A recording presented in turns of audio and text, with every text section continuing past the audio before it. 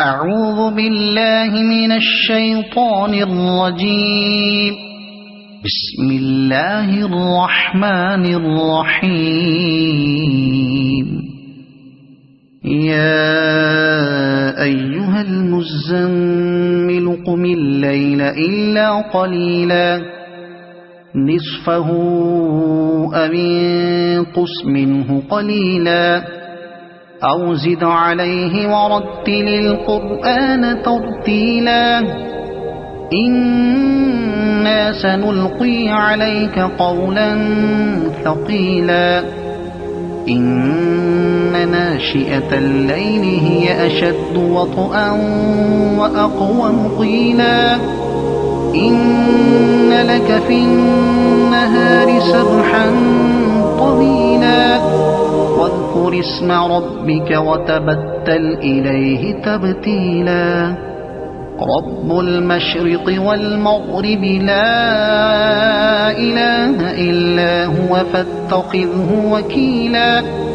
واصبر على ما يقولون واهجرهم هجرا جميلا وذرني والمكذبين أولي النعمة ومهلهم قليلا إن لدينا أنكالا وجحيما وطعاما ذا غصة وعذابا أليما يوم ترجف الأرض والجبال وكانت الجبال كثيبا مهيلا إنا أرسلنا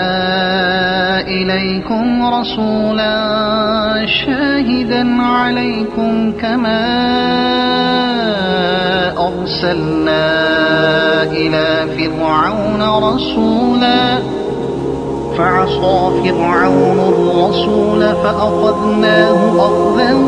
وبيلا فكيف تتقون إن كفرتم يوما يجعل الولدان شيبا السماء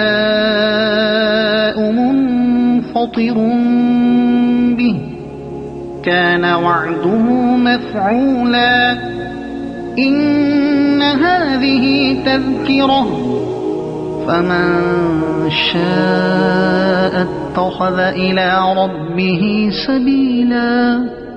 إن ربك يعلم أنك تقوم أدنى من ثلثي الليل ونصفه وثلثه وطائفة من الذين معك والله يقدر الليل والنهار علم أن لن تحصوه فتاب عليكم فاقرؤوا ما تيسر من القرآن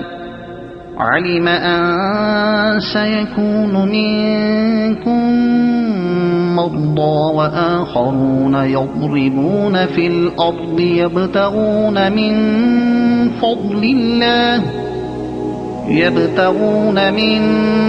فضل الله وآخرون يقاتلون في سبيل الله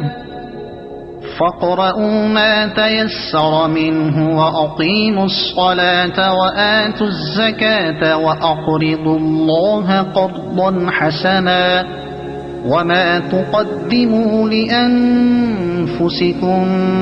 من خير تجدوه عند الله هو خيرا وأعظم أجرا واستغفروا الله إن الله غفور رحيم صدق الله العظيم.